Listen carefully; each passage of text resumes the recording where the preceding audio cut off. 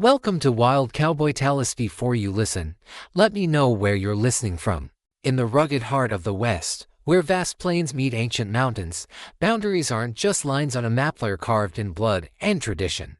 But sometimes, love defies every boundary, igniting a flame that challenges not only two worlds but the very fabric of hatred itself. This is a story of a white rancher and an Apache girl, caught in the crosshairs of prejudice, fighting for a love that could either bridge or shatter their divided lands. Prepare for a tale where hearts are held at gunpoint, and acceptance is a prize more elusive than gold. Chapter 1: The Whispering Wind and the Silent Gaze. The sun beat down on Jedediah Thorne's land like a blacksmith's hammer, flattening the world into a shimmering canvas of ochre and sage. His ranch, the Lone Star, lay nestled in a harsh, beautiful valley, a testament to years of backbreaking labor and a stubborn refusal to be broken by the unforgiving Arizona territory. Jedediah, a man carved from the same hard granite as the mountains that hemmed his property, squinted against the glare, his gaze sweeping the horizon. At 35, his face was a roadmap of sun-creased lines, his blue eyes sharp and observant, constantly assessing the sky for rain or the distant dust for trouble. Trouble, in these parts, wore many faces: rustlers, land sharks, and sometimes, the shadow of the Apache. The delicate truce between the white settlers and the local Apache bands, perpetually strained, was rumored to be fraying again. Jedediah, however, had always sought to maintain his own peace. He spoke a smattering of Apache words, learned from years of trading with elders, and had a strict policy of non-aggression unless directly threatened. His philosophy was simple: the land was big enough for everyone, if they only had the sense to share the water. He was checking his traps near the Devil's Tooth Mountains, a jagged range that marked an official boundary between his ranch and the Apache hunting grounds. The air was still, broken only by the chirp of cicadas and the distant cry of a hawk. He dismounted his sorrel, Buster, and knelt by a water hole, a crucial lifeline in the drought-stricken land. The water levels were dangerously low, a worry that gnawed at him constantly. As he knelt, scooping water into his cupped hands, a flicker of movement caught his eye. He froze, his hand instinctively going to the Colt on his hip. Amidst the shadows of the scattered mesquite trees, a figure emerged. Not a warrior, but a young woman. Apache. She moved with an ethereal grace, her buckskin dress blending seamlessly with the muted tones of the desert. Her dark hair, braided with strands of vibrant turquoise, cascaded down her back. Her face, framed by high cheekbones, was striking, her eyes a deep, fathomless obsidian that held a wisdom far beyond her apparent years. She was carrying a clayola, clearly on her way to collect water. Their eyes met. For a long, suspended moment, the world seemed to hold its breath. Jedediah had encountered Apache women before, in trading posts or at a distance, but never like this. Never in such profound, unexpected solitude. She showed no fear, only a watchful stillness, like a wild doe pausing at a stream. He slowly removed his hand from his gun, raising it in a gesture of peace, remembering the Apache word for greeting. "Dibazad," he said, his voice a low rumble, the phrase for hello feeling clumsy on his tongue. A faint, almost imperceptible smile touched her lips, and her eyes, though still guarded, softened slightly. "Yati," she replied, her voice soft as the whispering wind through the dry grass, the Apache greeting for it is good. She took another step, her bare feet silent on the sun-baked earth. As she moved, Jedediah noticed a subtle limp, a barely perceptible catch in her stride. And then he saw a thin, jagged cut on her lower leg, still fresh, clearly from a fall or a scrape against sharp rock. She was hurt. "You are injured," he stated, his voice gentle. He gestured to her leg. "Here, let me see." She hesitated, her gaze darting from his eyes to his outstretched hand, then back to his face. Trust, in this land, was a luxury rarely afforded between their peoples. But something in his steady, concerned gaze must have swayed her. She slowly lowered her ole and sat, extending her leg slightly. Jedediah knelt before her, careful to maintain a respectful distance. He saw the cut more clearly now, not deep, but open and dirty, a breeding ground for infection in the desert heat. He pulled out his bandana, clean and white, and a small flask of whiskey, a common frontier antiseptic. "This will sting," he warned, his eyes meeting hers again. She merely nodded, her face stoic. He poured a small amount of whiskey onto the cut, and she winced, a soft gasp escaping her lips, but otherwise remained still. He then carefully bound the wound with the clean bandana. As his fingers brushed her skin, a jolt, like static electricity, passed between them. He looked up, his eyes locking with hers, and in that moment, something shifted. The lines of race, of tribe, of decades of animosity, blurred. He saw not an Apache, not a white man, but simply two souls. "You should clean it with fresh water when you get back," he advised, his voice a little rougher than he intended. "Keep it bound." She nodded, her eyes still holding his. "My name is Null," she said, her voice a soft melody. "Wind that sings." "Jedediah." "Jedediah Thorne," he replied. "They call my ranch the Lone Star." A ghost of a smile again, more pronounced this time. Lone Star. A lonely star, in a wide sky. The simple observation, tinged with a poetic understanding of his solitary life, struck him deeply. He felt a connection, a resonance that defied all logic, all expectation. It was dangerous. It was forbidden. And it was undeniably, powerfully real. He watched as she rose, gracefully despite her limp, picked up her olla, and continued towards the waterhole. As she filled it, her silhouette against the setting sun was breathtaking. The sun bled across the horizon, painting the sky in fiery hues, and the wind began to whisper through the dry grass, carrying the scent of sage and the weight of an unspoken truth. Jedediah knew, with a certainty that settled deep in his bones, that his life had just irrevocably changed. He had encountered a force as untamed and beautiful as the land itself, and in her silent gaze, he had seen not just a woman, but a reflection of a part of himself he hadn't known was missing. This meeting, accidental as it was no mere coincidence. It was a beginning. A dangerous, beautiful beginning that promised to challenge everything he knew, everything he was. The whisper of the wind carried a new song now, a melody of hope and peril, of a love that dared to defy the hatred of two worlds. He knew he had to see her again. The invisible line, carved by generations of conflict, suddenly seemed less formidable, less defined. Chapter 2: Crossing the Invisible Line. The faint scent of sage and the lingering warmth of Null's presence clung to Jedediah long after she had disappeared beyond the cluster of mesquite trees. He stood by the dwindling waterhole, the setting sun painting the Devil's Tooth Mountains in hues of defiance and ancient power. His encounter with Null had been a seismic shift in his solitary world, a moment that had cleaved his life into a definitive before and after, the unspoken connection, the shared gaze. The subtle current that had passed between them when he tended her wound. It was an experience that defied the ingrained animosity of their two worlds. He rode Buster back to the Lone Star, the journey feeling different, imbued with a new, dangerous purpose. The ranch, usually his sanctuary, now seemed to hold him captive, its boundaries a stark reminder of the invisible lines that separated him from her. His ranch hands, gathered for supper, noticed his quietness, the distant look in his blue eyes, but attributed it to the relentless drought or the simmering tensions with the Apache. He offered no explanations, knowing that even a whisper of what had transpired would be met with outrage and alarm. For the next few days, Jedediah found himself drawn back to the Devil's Tooth, to the contested lands that lay between his ranch and the Apache hunting grounds. He told his men he was scouting for rustlers, checking water sources, anything to justify his solitary rides. But his heart led him to the waterhole, to the very spot where he had first encountered Null. He waited, his senses acutely attuned to every sound, every shadow, a man torn between the logical fear of discovery and an insistent, powerful yearning. And then, on the third evening, just as the first stars began to prick the vast canvas of the sky, she was there. Null emerged from the brush, her buckskin dress a soft silhouette against the deepening twilight. She moved with the same ethereal grace, her presence as quiet and profound as the desert night itself. Jedediah felt a surge of relief so intense it nearly buckled his knees. He raised his hand in a silent greeting, and she mirrored it, a subtle smile playing on her lips. "Yadi, Lone Star," she said, her voice a soft melody, a familiarity already in her tone. "Yadi, wind that sings," Jedediah replied, his own voice deeper, richer than usual. They sat on opposite sides of the waterhole, the dwindling water between them a symbol of both separation and shared necessity. They spoke for hours, their voices low, carried on the whispering wind.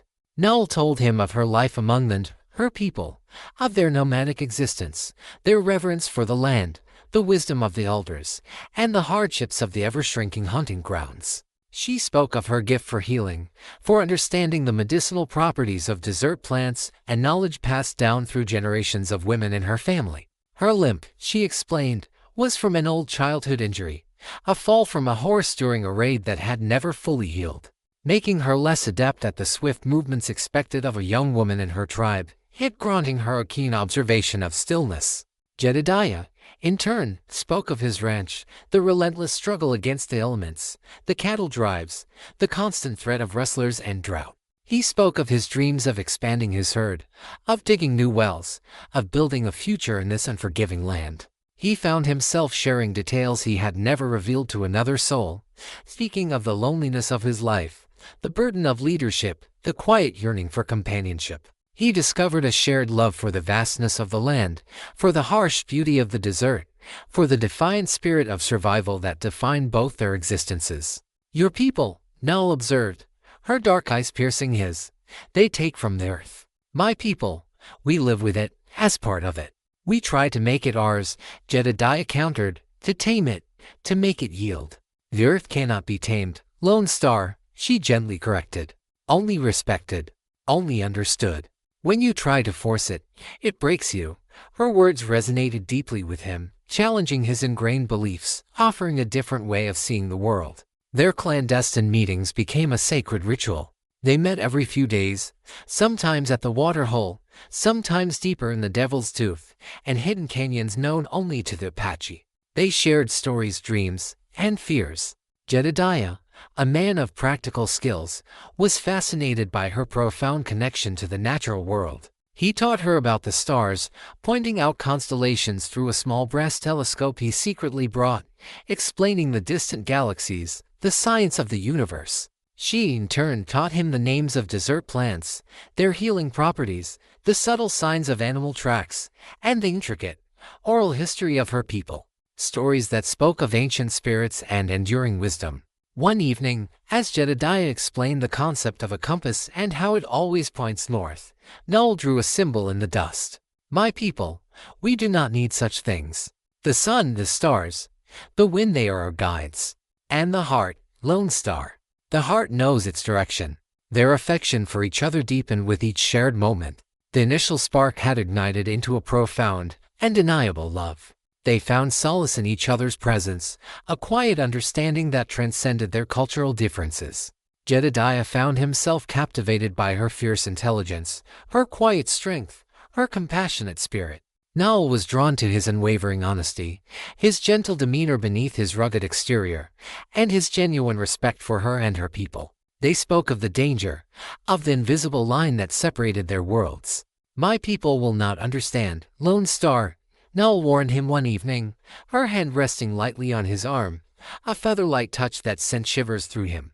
To love a white man it is betrayal. And mine will call me a fool. No, Jedediah replied, his gaze locking with hers. They'll say I've lost my mind, consorting with an Apache. He knew the word was laced with generations of hatred and prejudice, and it twisted his gut to say it in front of her. But in those quiet, shared moments, bathed in the soft glow of the desert moon, the invisible line seemed to vanish. Their differences, once a chasm, now felt like unique facets of a beautiful, complex jewel. They saw not a white rancher and an Apache girl, but simply Jedediah and Null, two souls entwined by a love that dared to defy every boundary. One night, after a particularly long conversation under a sky ablaze with stars, Jedediah reached for her, his hand gently cupping her cheek. Her obsidian eyes, usually so guarded, now held a raw vulnerability. He leaned in, and their lips met, tentatively at first, then with a deepening passion that spoke of longing, of fear, and of an unbreakable bond. The kiss was a vow, a silent declaration that in this vast, indifferent wilderness, they had found their true home in each other. We must be careful, Lone Star, Null whispered against his lips, her breath warm. The desert has many eyes, and the wind carries many whispers. Jedediah held her close, his heart pounding a rhythm against hers. He knew the danger. He knew the hatred that would consume them if their secret was revealed. But in that moment, in her arms, under the silent gaze of the ancient stars, he felt a peace, a completeness he had never known. Their love was a defiance, a challenge to the established order of their world. And for the first time in his life, Jedediah felt truly alive, truly free. The invisible line, once a formidable barrier, had been crossed, and there was no turning back. Chapter 3: Rumors on the Wind. The intoxicating secrecy of their burgeoning love was a delicate bloom in the harsh desert, but secrets, like dust storms, rarely stay contained. The vastness of the Arizona territory held countless eyes, and the wind, as Null had warned, carried many whispers. Jedediah, usually meticulous in his routines, found his focus increasingly fractured. His ranch hands, sharp-eyed men accustomed to his predictable rhythms, began to notice. Old man Silas, a grizzled foreman who had worked the Lone Star for 2 decades, was the first to voice his suspicions, albeit indirectly. "You've been ridden a lot towards the Devil's Tooth, Jedediah," he observed one morning over coffee, his gaze shrewd. "More than usual. And you ain't comin' back with rustlers, nor much sign of new water. Just quiet." Jedediah shrugged, feigning nonchalance. "Just scouting, Silas. The Apache have been ranging closer. Gotta keep an eye on 'em." The lie felt thin, transparent, even to himself. "Closer, huh?" Silas grunted, taking a long sip of his coffee. "Heard some of their scouts been seen deeper in our territory than usual too. Almost like they're watching for something. Or someone." He let the implication hang in the air, his eyes never leaving Jedediah's face. Across the invisible line, Null faced similar scrutiny. Her family, particularly her older sister, Lilith, a woman of sharp intellect and fierce loyalty to tribal traditions, noticed her frequent absences. Null, usually dedicated to her daily tasks of gathering herbs and tending to the sick, now found excuses to venture far from camp. "Null," Lilith questioned one evening, her voice soft but firm, as Null returned, her hair damp from a secret wash at a hidden spring. "Your spirit seems to soar when you are away from the camp. But your steps are too silent when you return, like a deer that knows it is watched." Null deflected, speaking of new herb discoveries, of tracking a rare bird. But Lilith, her eyes keen and observant, saw through the evasions. "Our people face hard times, sister. The settlers press in. The hunting grows scarce. We need strong hearts and clear minds, not distracted ones." The rumors, initially faint as the brush of a raven's wing, grew stronger, carried by the very winds Null held sacred. Jedediah's frequent solo rides, his increasingly distant demeanor, the subtle change in his eyes, a softened light, a wistful yearning did not go unnoticed by his men.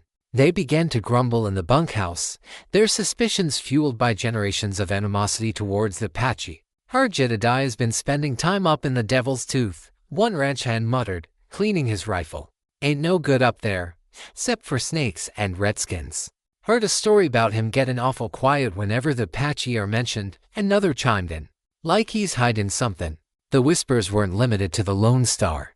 At the general store in the nearest town, Redemption Gulch, Jedediah overheard a group of settlers talking, their voices low and venomous. "Jedediah Thorne's gone soft, I tell yo," a thick-set rancher named Cole Jensen declared, fitting tobacco juice onto the dusty street. "Heard he ain't been pushing the Apache off his north boundary like he oughta. Almost like he's protecting em. Protecting em, or joining em." Another settler, a nervous-looking man named Frank, scoffed. "My cousin saw him, clear as day, up near the Devil's Tooth, talking to an Apache squaw. Plain as day." Jedediah's blood ran cold. The secret was out, or at least, a dangerous fragment of it. The mention of Null, distorted and debased by prejudice, ignited a cold fury within him. He turned, his gaze lethal, and the settlers immediately quieted, intimidated by the sudden, intense presence of the usually taciturn Jedediah Thorne. He said nothing, but his silence was a clear warning. Back at the Apache camp, the whispers had also gained momentum. A young warrior named Kitchi, brave one, who had long harbored a desire for Null, had seen her by the water hole, talking with a white man. His jealousy, coupled with a fiercely traditional loyalty to his tribe, drove him to reveal his sighting to the elders. Nal was summoned before the matriarchs, the wise women who held the spiritual and social fabric of the tribe. Her grandmother, a woman of immense wisdom and gentle spirit, looked at her with sorrowful eyes. "No, wine that sings," her grandmother began, her voice ancient and resonant. "The wind carries your footsteps far from our camp, and it whispers of a white face, a pale skin that stands where only our own should be." Nal's heart pounded. She knew she could not lie to her grandmother. "I have met a man, grandmother. A white man. He is called Jedediah." A collective gasp rippled through the gathered women.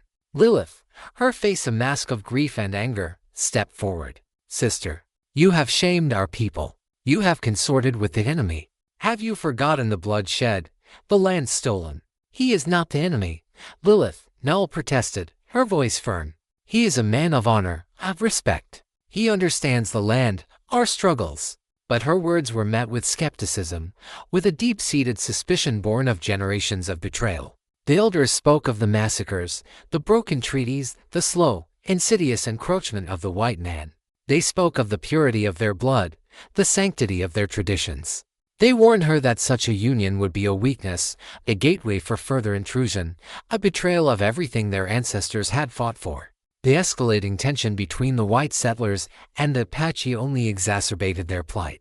A small, isolated settler cabin was found burned to the ground, its inhabitants gone. The white community immediately blamed the Apache, demanding retribution. In retaliation, a group of trigger-happy cowboys rode onto Apache hunting grounds, firing wildly, killing several deer that were crucial for the tribe's survival. Jedediah, hearing of the escalating violence, felt a knot of dread tighten in his stomach. The racial hatred was blooming, growing stronger, fueled by fear and ancient prejudices. His love for Nal, once a beautiful secret, was now a dangerous catalyst, a potential spark that could ignite a full-blown range war. The invisible line was no longer just a physical boundary, it was a chasm of hatred threatening to swallow them whole, and the rumors on the wind were turning into a storm. Chapter 4: Tribal Councils and White Man's Law. The whispers had solidified into shouts, the rumors into accusations. For Jedediah and Nal, the private solace of their love was violently thrust into the harsh and forgiving light of public condemnation. The escalating violence between their communities amplified the perceived betrayal of their union, turning them into symbols of everything their people feared and despised in the other. Nal was the first to face the full weight of her tribe's disapproval. She was formally summoned before the Apache Tribal Council, a solemn gathering of elders, warriors, and matriarchs, held in the hushed reverence of the ceremonial lodge. The air was thick with the scent of burning sage and unspoken judgment. Her grandmother, usually her staunchest defender, sat with a face etched in sorrow, her eyes refusing to meet Nal's. Lilith, her sister, stood beside the fierce warrior Kitchi, their expressions a mixture of grief and righteous anger. The head elder, known as Standing Bear, a man whose wisdom was as deep as the canyons, spoke first, his voice resonating with the authority of generations. "No, wine that sings, you have strayed from the path of our ancestors. You have allowed your heart to be entangled with a white man, one of the invaders who spill our blood and steal our lands." Nal stood tall, her spirit unbroken, despite the profound shame she felt for causing such distress to her people. "He is not an invader, Elder Standing Bear. He is Jedediah. He respects the land. He does not seek to harm us." Kitchi stepped forward, his eyes blazing. "Respect? What respect can a white man have for us, when his kind drives us to starvation? This man, this Jedediah, he is a danger. He is a weakness in our spirit. To lie with him is to invite the snake into our lodge." His words, laced with personal jealousy, resonated with the anger of the warriors. The elders spoke of the purity of their bloodline, the sacredness of their traditions. They reminded her of the children of mixed blood, ostracized by both worlds, belonging nowhere. They argued that her union with Jedediah would not only bring shame but also danger, as it would be seen as an alliance with the enemy, inviting retribution from their own people and further encroachment from the whites. The council's judgment was severe.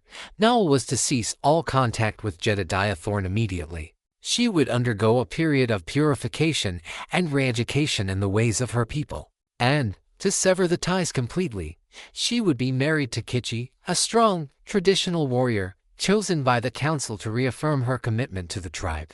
The decision was final and yielding. Null listened, her heart aching, but her resolve firm. She would never betray Jedediah.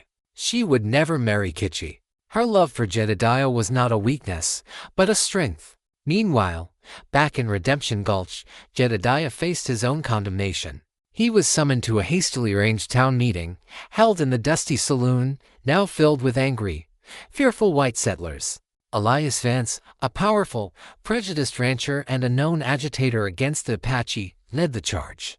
Vance was a man with a booming voice and a silver tongue, capable of stirring up fear and hatred with ease.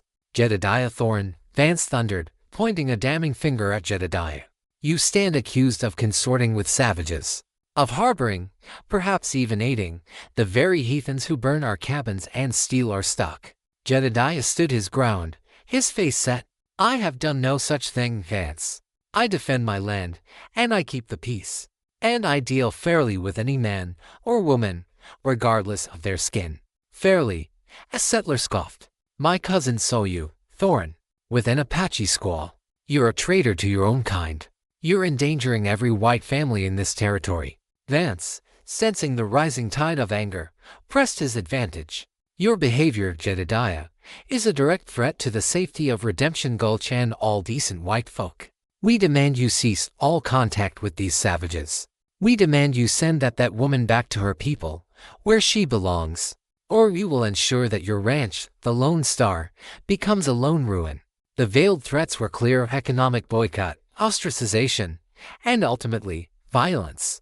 Jedediah's own ranch hands, including Silas, looked at him with a mixture of confusion and betrayal. They were loyal to him, but their fear and prejudice ran deep.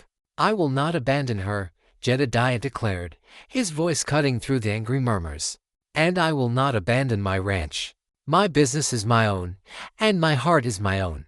You have no right to dictate either. Vance's face contorted in a sneer. Then you leave us no choice, Thorne. You are no longer one of us. We will ensure no man trades with you, no man helps you. And if that Apache woman so much as sets foot on white land again, you will both pay the ultimate price. The ultimatum was delivered. Jedediah was an outcast, his ranch isolated, his life in jeopardy. He rode back to the Lone Star, the weight of the white man's law pressing down on him, his heart aching for Null, knowing she was facing an equally brutal condemnation. That night, under the cover of darkness, Jedediah rode to their secret meeting place, his mind racing with a desperate plan. He found Null already there, her face etched with sorrow and fierce resolve. She quickly recounted the council's decree, the forced marriage to Kitchi. They want to cleanse me, Lone Star, she whispered, her hands gripping his, to erase you from my spirit. But they cannot. I will not betray our love. Jedediah looked into her eyes, seeing the same unwavering defiance that burned within his own soul. And I will not abandon you, wine that sings. They have branded me an outcast. They want to take my ranch, my life. But they will not take you. He took her hands, his gaze firm. We have a choice, Null. We can bow to their hatred, let them tear us apart. Or we can defy them. We can leave. Together. We can find a place where their laws, their tribes, their hatred cannot reach us. Null looked at him, her eyes mirroring his resolve. The dangers were immense, the wilderness unforgiving, but the thought of a life without him, a life bound to Kitchi, was a fate worse than death. My heart has already chosen, Lone Star. My place is with you. They held each other close, a silent pact forged in the face of insurmountable hatred. The invisible line had not just been crossed, it had been shattered. They were no longer a white rancher and an Apache girl. They were Jedediah and Null, two souls against the world, united by a love that was now their only law. Their defiance, born of necessity, would force them to flee, to choose a life in the wild, leaving behind everything they had ever known. Chapter 5: Flight into the Wild. The desert night, once a canvas for their secret love, now became a cloak for their desperate escape. The ultimatums from both sides, Sahel's forced marriage to Kitchi, Jedediah's impending ostracization, and threats to his ranch had left them with no choice. To stay meant to be torn apart, to surrender their love to the suffocating grip of tribal tradition and social hatred. To flee meant an uncertain future, a life as outcasts, but a life together. Jedediah arrived at their secret meeting place, a small, secluded canyon known only to a few, leaving Buster and a pack horse laden with supplies. He found Null already waiting, a small deerskin pack slung over her shoulder. She wore simple buckskin, practical for travel, and her usual braids were now tightly bound, less conspicuous. Her face, usually so serene, held a fierce determination. "Are you ready?" Jedediah asked, his voice low, his heart heavy with the weight of their decision, yet resolute. Null met his gaze, her obsidian eyes reflecting the distant stars. "My spirit is ready, Lone Star. My heart has chosen its path." They mounted their horses, Jedediah leading the way, his knowledge of the treacherous mountain passes and hidden trails invaluable. Null, with her innate understanding of the desert, silently guided him through the subtler nuances of the landscape, pointing out faint game trails, warning of loose rockfalls. They rode through the night, leaving behind the only homes they had ever known, leaving behind their families, their communities, their entire world. Their escape was not unnoticed. Back at the Apache camp, Kitchi, enraged by Null's defiance, discovered her absence and immediately alerted the tribal warriors. A search party, led by Kitchi and several experienced trackers, set out before dawn, their mission clear: to bring Null back, by force if necessary, and to deal with the white man who had corrupted her. Meanwhile, in Redemption Gulch, Jedediah's absence from his ranch was quickly discovered by his foreman, Silas, who, despite his suspicions, felt a pang of concern. But it was Elias Vance who, upon hearing the news, immediately mobilized a posse of armed white settlers and a few paid bounty hunters. Vance's motivation was twofold: to eliminate Jedediah, whom he now saw as a race traitor and a threat to his own influence, and to make an example of Null, sending a clear message to any Apache who dared to defy white authority. Jedediah and Null knew they were being hunted. They could feel the invisible threads of pursuit tightening around them. They pushed their horses hard, through rough terrain, across dry riverbeds, and into the remote, uncharted canyons of the Arizona Badlands. They traveled by night, using the stars as their guide, and rested during the day in hidden alcoves, their senses acutely aware of every sound, every shadow. The first brush with their pursuers came on the second day. As they rested near a secluded spring, Null's keen ears picked up the faint, rhythmic thud of horses' hoofs. "White men," she whispered, her hand gripping Jedediah's arm. "Many of them. They follow the ridge above us." Jedediah quickly doused their small fire, pulling Null deeper into the dense cover of a rocky overhang. They watched as Vance's posse, a dozen armed men, rode past, their angry shouts echoing down the canyon. Jedediah felt a surge of cold fear for Null. He knew these men would show her no mercy. "They're not just after me, Lone Star," Null observed, her voice low. "They seek to kill us both, to make a statement. Then we won't let them," Jedediah vowed, his jaw set. "We know this land better than they do. We'll outrun them, outsmart them." Their journey became a grueling test of endurance and ingenuity. Null's deep knowledge of the desert proved invaluable. She found hidden water sources, identified edible plants, and taught Jedediah how to read the subtle signs of the land: the flight of birds, the scent of smoke carried on the wind, the almost imperceptible changes in animal behavior that signaled approaching danger. Jedediah, in turn, used his ranching skills to care for their horses, navigate by the stars, and set rudimentary traps to catch small game for food. One evening, as they huddled together in a small cave, a chilling sound echoed from the distance: the distinct, rhythmic warbling of Apache warriors, a signal call. "My people," Null whispered, her face pale. "They are close." Jedediah felt a profound sadness. They were outcasts from both worlds, hunted by the very people they had once called family. But the shared peril, the absolute reliance on each other, only deepened their love. They found strength in each other's presence, solace in their intertwined hands, and hope in their shared defiance. "No matter what comes, Null," Jedediah murmured, holding her close, "we face it together. Always." "Always, Lone Star," she replied, her voice soft but firm. Stripped of their communities, their possessions, and their familiar comforts, they were reduced to their most primal selves, to souls fighting for survival. Their love the only shelter against the storm. The vast, untamed wilderness, once a symbol of their separation, now became their only refuge. They had crossed the invisible line, not just between two cultures, but into a new, uncharted territory of love and defiance. A life where their very existence was a challenge to the deep-seated hatred that pursued them.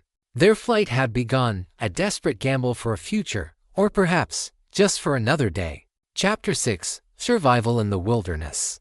The vast, indifferent wilderness became their home, a sanctuary as perilous as it was freeing.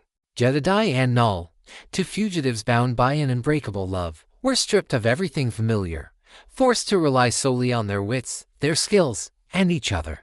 Their days were a relentless cycle of evasion, their nights a tense vigil under the sprawling canvas of stars. The invisible threads of pursuit stretched relentlessly behind them, a constant reminder of the two worlds they had abandoned and the hatred that now chased them.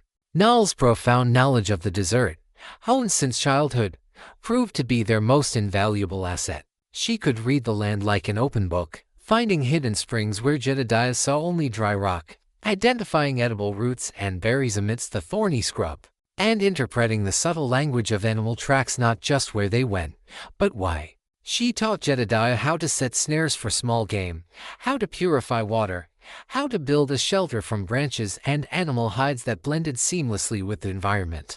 Jedediah, in turn, brought his frontier practicality. He was an expert tracker, able to differentiate between the subtle signs of white posse and Apache warriors. His rifle, carefully conserved, provided essential meat when snares failed. He knew how to doctor their horses, mend broken tack, and navigate by the stars when clouds obscured Null's familiar landmarks. He taught her how to handle his Colt, a heavy, alien weapon in her hands, explaining its mechanics and its deadly purpose, though she was reluctant to use it. Their relationship deepened in this crucible of survival. There were no societal expectations, no tribal customs, no white man's laws to dictate their interactions. They were simply Jedediah and Null, two individuals stripped bare, their strengths and vulnerabilities exposed. They learned each other's rhythms, anticipating needs without a word. Jedediah learned of Null's quiet fear of thunderstorms, a primal terror born from a childhood memory of a flash flood. Null learned of Jedediah's stoic grief for the ranch he had lost, the life he had built, and the deep, silent ache of leaving his family behind. One afternoon, as they huddled in a makeshift shelter during a sudden, violent dust storm, the wind screaming around them, Jedediah held Null close, comforting her as she trembled. "We'll be all right," he murmured into her hair. "Just a little dust. It'll pass." His steady presence, his quiet strength, was a balm to her fear. "We are like the Saguaro, Lone Star," Null whispered, her voice muffled against his chest. "We stand tall against the storm. We draw strength from the deep earth." Their pursuit was relentless. They were no longer just evading, they were constantly adapting. Apache warriors, led by Kitchi, were masters of silent tracking, moving like ghosts through the canyons. Jedediah and Null developed a series of counter-tracking techniques, learning to cover their trail with brush, to walk in streams, to ride across rocky ground that left minimal signs. The white bounty hunters, hired by Vance, were less subtle, but equally dangerous, often riding with a brutal efficiency that threatened to overrun them. One night, Jedediah woke to the sound of hooves. "Too many, too fast." "Apache," Null whispered, already alert. They scrambled from their meager camp, leaving everything but their weapons and a canteen. They sprinted through a dense thicket of chala cactus, the thorns tearing at their clothes, Jedediah covering Null as she, with her slight limp, struggled to keep pace. They found refuge in a narrow cave, its entrance obscured by fallen boulders. Below them, Kitchi and his warriors rode past, their faces grim, their torches casting dancing shadows on the canyon walls. Null watched them go, her heart aching. "My people," she whispered, her voice filled with a profound sorrow. "They hunt me." Jedediah wrapped his arm around her, pulling her close. "We'll find a way, Null. We'll find a place where we can be free." Amidst the constant struggle, they found small, precious moments of peace. A quiet evening by a hidden spring, sharing a meal of roasted rabbit and wild greens. A sunrise viewed from a high ridge, the world unfurling beneath them in a breathtaking expanse of color. A night spent under a blanket of stars, where the vastness of the cosmos seemed to diminish the hatred of the world below, reminding them of the endless possibilities beyond human prejudice. It was during one such night, as they lay together, the warmth of their bodies a comfort against the desert chill, that Jedediah reached for Null's hand, intertwining their fingers. "Null," he began, his voice soft, "when this is all over, if we find a place, would you marry me? In our way, and in your way." Null looked at him, her eyes shining in the moonlight, a tear tracing a path down her cheek. "My heart has been married to yours since the first day, Lone Star. Yes. Always yes." Their vows, spoken in the silent grandeur of the wilderness, under the unblinking gaze of ancient stars, were more profound, more sacred than any ceremony performed in a church or a tribal lodge. Their love was no longer a secret, but a defiance, a shield against the relentless hatred of their past. They had lost everything, but in doing so, they had found each other, truly and completely. The wilderness, once a symbol of their forced exile, had become the crucible on which their love was forged, strong and pure, ready to face whatever new challenges the vast, untamed West had yet to throw at them. They were not just surviving, they were thriving, their love an enduring flame against the encroaching darkness. Chapter 7. The Seeds of Hatred Bloom. Their temporary peace in the remote wilderness was a fragile thing, constantly threatened by the relentless pursuit and the escalating hatred between their former communities. The news of Jedediah and Null's escape had ignited a powder keg of racial animosity, transforming their personal love story into a catalyst for a wider, more brutal conflict. The pursuit intensified, becoming more organized, more ruthless. Elias Vance, the prejudiced rancher, was now leading a formalized group of citizen militia, ostensibly to protect white settlements, but in truth, driven by a personal vendetta against Jedediah and a desire to eradicate any Apache presence. He offered a hefty bounty for their capture, dead or alive, particularly emphasizing the Apache girl. From the Apache side, Kitchi, consumed by jealousy and a fierce and yielding adherence to tribal purity, became their primary tracker. He saw Null's love for a white man as the ultimate betrayal, a defilement of his people's spirit, and he vowed to bring her back to face tribal justice, even if it meant taking Jedediah's life. He gathered a small, dedicated band of young warriors, equally fervent in their traditional beliefs. One scorching afternoon, as Jedediah and Null rested in a hidden ravine, they stumbled upon a horrific scene. A small, isolated settler's cabin had been brutally attacked, its few inhabitants, a young couple, murdered. The cabin was ransacked, and a crude Apache war symbol had been painted on the wall with blood. "No," Null whispered, her face pale with shock and grief. "This is not our way. We do not murder like this." Jedediah examined the tracks. "Apache sign, all right, but something feels wrong. Too neat, too obvious, like it's meant to be seen." His suspicions were confirmed a few miles later when they found another scene, an Apache hunting party, ambushed and massacred, their bodies left exposed. Near one of the fallen warriors, Jedediah found a spent casing from a Sharps rifle, a weapon commonly used by white buffalo hunters and sometimes by Vance's men. And carefully placed beside the body was a small, crudely fashioned white man's scalping knife, another piece of planted evidence. "This isn't just about us anymore, no," Jedediah said, his voice grim. "Someone is framing both sides. They're trying to spark a full-blown war, to wipe out the Apache, or to justify taking more land. And they're using us, our flight, as the excuse." The realization was chilling. They were not just hunted fugitives, they were pawns in a much larger, darker game. Their love, meant to be a bridge, was being twisted into a weapon of mass hatred. They continued their journey, but their encounters now vividly highlighted the deep-seated prejudice on both sides. They observed a group of white settlers, inflamed by Vance's rhetoric, burning an Apache sacred site, desecrating ancient burial grounds. Later, they witnessed Apache warriors, driven to desperation by starvation and retaliation, raiding a supply train, their faces hardened by years of injustice and the recent losses. Each act of cruelty, each cycle of violence, deepened the chasm of hatred, making their own existence as a loving, mixed-blood couple an almost impossible dream. Jedediah and Null faced agonizing moral dilemmas. They needed food, but stealing from a struggling white homesteader, even if they were prejudiced, felt wrong. Null found a wounded deer, caught in a trap, and instead of killing it for meat, spent hours tending to it, and willing to inflict more pain on a suffering creature. Jedediah, witnessing her compassion, understood the purity of her spirit, a stark contrast to the brutal world they inhabited. One day, they stumbled upon a small, isolated trading post, run by a kindly old man named Old Man Hemlock, a recurring character perhaps, or a new version of him, who was known to trade fairly with both whites and Apache. He had heard the rumors, the bounty on their heads, but his eyes held no judgment, only sorrow. "You too," Hemlock rasped, offering them water and a small amount of dried meat. "You're caught in the middle of a storm that ain't of your making. Vance, he's a demon, stirring up trouble to get what he wants." And some of the younger warriors, they're listening to the wrong voices too, seeking vengeance, not peace.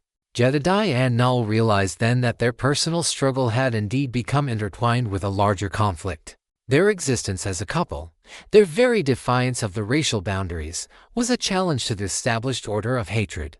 They were a symbol, for some, of hope, but for many, a symbol of everything that was wrong, everything that threatened their entrenched beliefs. They were not just fighting for their love, they were fighting for the very possibility of peace in a land consumed by war. The seeds of hatred were blooming, and their fragile love was caught in its thorny embrace.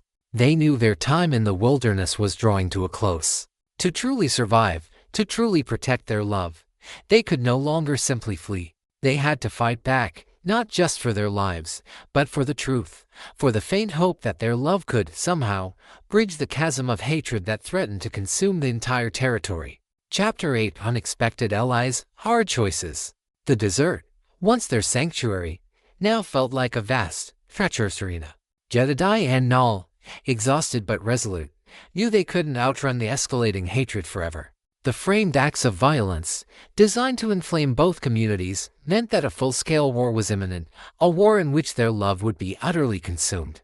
They needed a new strategy, and they needed help, a desperate gamble in a world where trust was a deadly luxury. Their first unexpected ally came in the form of a lone, grizzled Apache elder named Nanton, meaning chief or leader, whom Null recognized as a respected, but disillusioned, shaman from a neighboring band. They found him tending to a small, hidden spring, his face a roadmap of ancient wisdom and deep sorrow. He had heard the whispers of Null's forbidden love, and of the framed violence. "The wind carries many lies," Nanton rasped, his eyes, like obsidian, piercing their souls. "But it also carries truth, for those who listen. You too, you carry a different path. A dangerous one, but perhaps a necessary one." Nanton, who had witnessed the white man's broken promises and the futility of endless war, saw in Jedediah and Null a flicker of hope, a potential for a different future. He offered them temporary sanctuary in a secluded cave, hidden deep within sacred Apache lands, a place known only to a few. There, he taught them ancient ways of camouflage, of desert survival that went beyond mere practicality, and of the spiritual strength needed to endure. More importantly, he offered them a different perspective on their own communities, a nuanced understanding of the fears and grievances that fueled the hatred. "My people are afraid, Lone Star," Nanton explained to Jedediah. "They have lost too much. Their spirit is wounded. They see in you another hand reaching for what little they have left.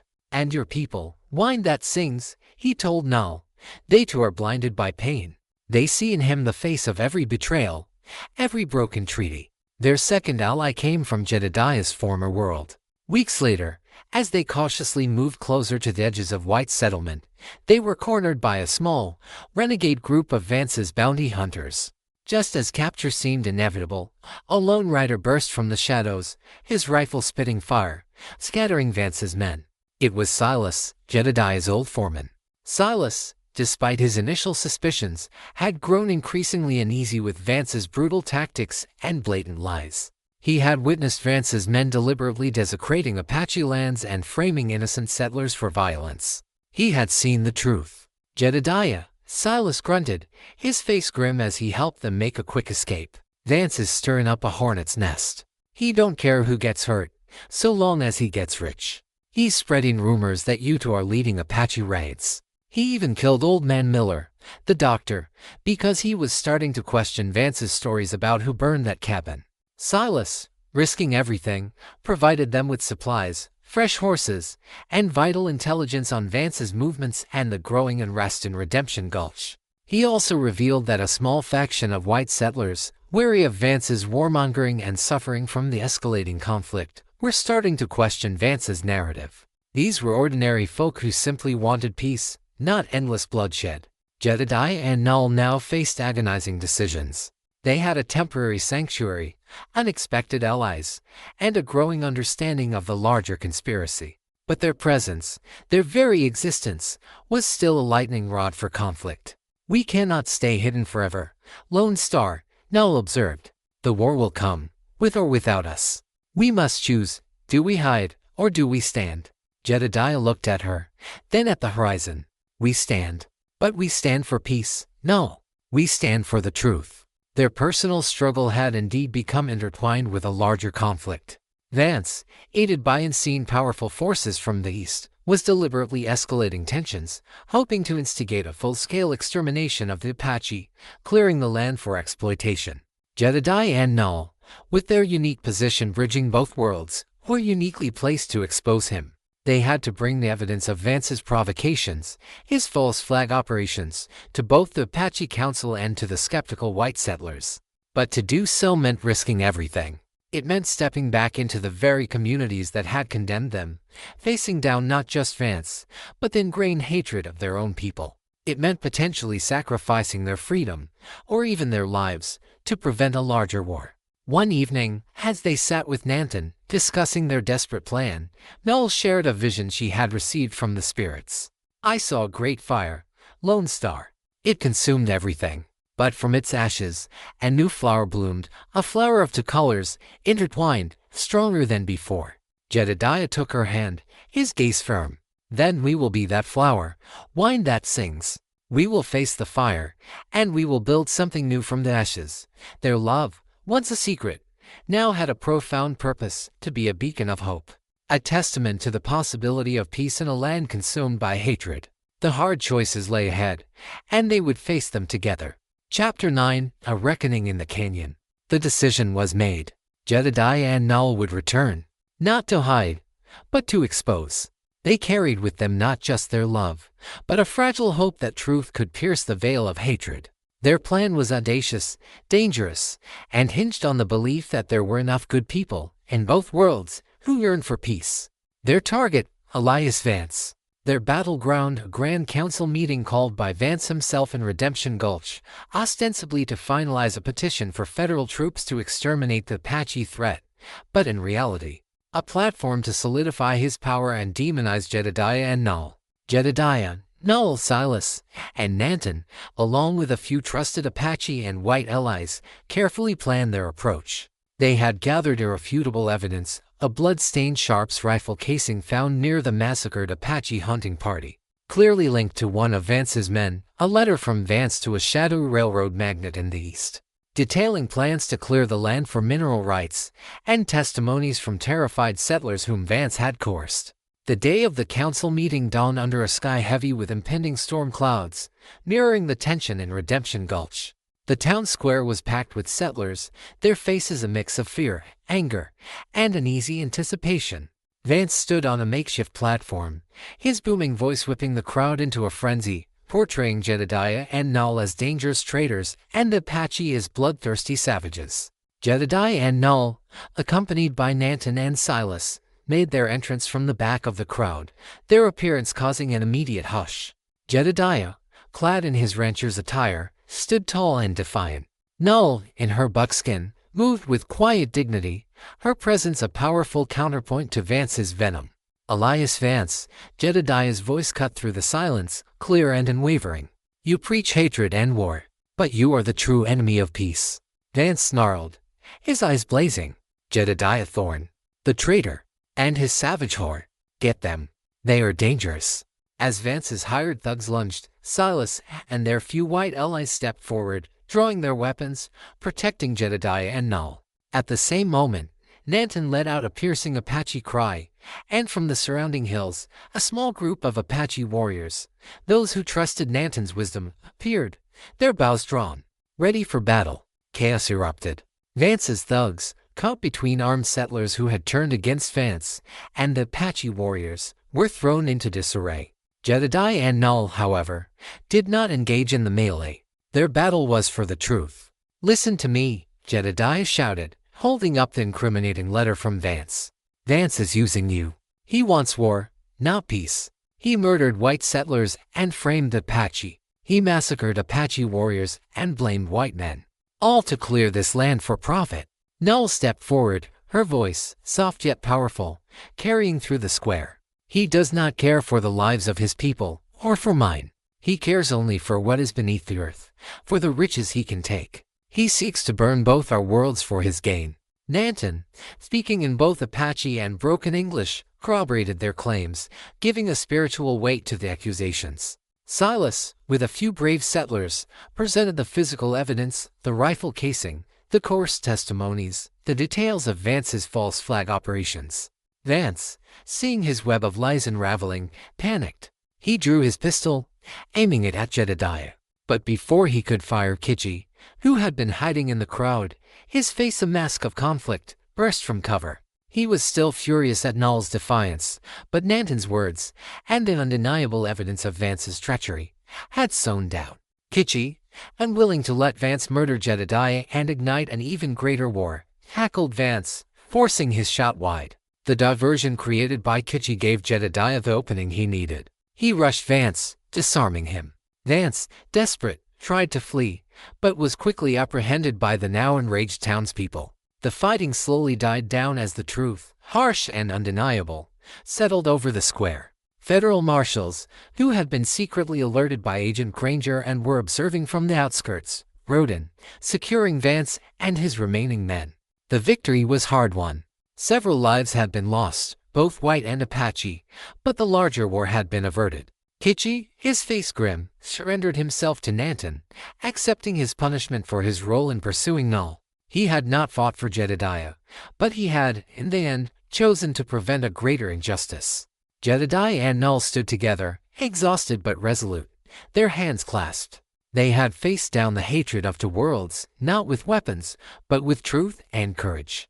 The canyon, where their love had first blossomed, was no longer just a place of escape, but a symbol of their reckoning, a testament to the price they had paid for unity. They had won the battle, but the war for acceptance, for true peace, had just begun. Chapter 10: The Dawn of a New Path. In the aftermath of Vance's exposure and arrest, the immediate threat of a full-scale range war receded, but the echoes of hatred lingered like the taste of alkali dust. The truth, laid bare in Redemption Gulch, caused a seismic shift in the territory. Vance, along with his shadowy eastern conspirators, faced justice, their scheme to exploit the land and incite racial conflict utterly dismantled. His defeat was a victory, but it left behind a fragile peace, a landscape scarred by fear and resentment. Jedediah and Null, no longer hunted, now faced a different kind of challenge, seeking acceptance. Their act of defiance, their undeniable love, had become a powerful, if controversial, symbol. They couldn't simply return to their old lives. Those lives were gone, irrevocably changed by their choices. Jedediah returned to the Lone Star, his ranch hands, led by a contrite Silas, welcoming him with a newfound respect. They had seen the truth of Vance's treachery, and their prejudice, though not entirely gone, was tempered by their loyalty to Jedediah and the undeniable bravery he and Null had displayed. Null, after a solemn, heartfelt reunion with her grandmother and a difficult, but necessary, reconciliation with Lilith, decided to return to her people's traditional lands. The tribal council, swayed by Nanton's wisdom and the overwhelming evidence of Vance's deception, formally absolved Null of her betrayal. Kitchi, after undergoing a period of penance, eventually found a new path, honoring his tribe in a different way. But Null did not forget Jedediah, nor did Jedediah forget her. Their love was a bridge, stretched across the chasm that still separated their peoples. They began to build a new life, not in secret, but openly, forging a new path for coexistence. Jedediah dedicated himself to working with the Apache, sharing his ranching knowledge to help them cultivate new crops on their dwindling lands, to manage water resources more efficiently. He learned more deeply about their sustainable practices, their reverence for the land, integrating it into his own ranching methods. Null, in turn, became an emissary, using her understanding of both worlds to interpret, to mediate, to advocate for peace. She taught the Apache children about the white man's medicine, his knowledge of the stars, fostering an understanding that went beyond suspicion. She also helped white settlers understand the Apache's deep spiritual connection to the land, their desperate struggle for survival. They established a neutral meeting ground, a place where white settlers and Apache elders could come together to discuss land disputes, water rights, and trade, overseen by Jedediah and Null. It was slow, arduous work, filled with setbacks and renewed mistrust, but with each small step, a sliver of hope emerged. Their love, once a source of division, became a beacon, illuminating the path towards understanding. Years passed. Jedediah and Null built a home together, a simple but sturdy cabin nestled in a valley that sat on the fringes of both their territories, a place that symbolized their union. They had children, a son with Jedediah's blue eyes and Null's dark hair, a daughter with her mother's grace and her father's quiet strength. These children, embodying their dual heritage, were raised to honor both worlds, to speak both languages, to understand both cultures. They were living proof that differences could intertwine, creating something beautiful and strong. One evening, Jedediah and Null stood on a gentle rise, overlooking their valley. The sun, a fiery orange, was dipping below the distant mountains, casting long, peaceful shadows. Their children played nearby, their laughter echoing in the soft twilight. "Look, Lone Star," Null whispered, leaning into him, her hand in his. "The lands, they are still different, but the hatred it is not so strong now. The wind whispers of peace." Jedediah squeezed her hand, his gaze encompassing the vast, beautiful expanse of their home, a place where two worlds, once locked in bitter conflict, now found a way to coexist. "It is a long road, wine that sings, but we walk it together, always." Their love story, born in secret and forged in the crucible of prejudice, had not only survived but thrived. It became a legacy, a testament to the enduring power of human connection, a whispered legend that spoke of a white rancher and an Apache girl who dared to defy the darkest hatred of the West. Their love had built a bridge, not of stone or timber, but of understanding and compassion, proving that even in the most divided of lands, true love could, indeed, lead to the dawn of a new path. And the whisper of the wind now carried not just their names, but the enduring song of their unity, a true wild cowboy tale for all time.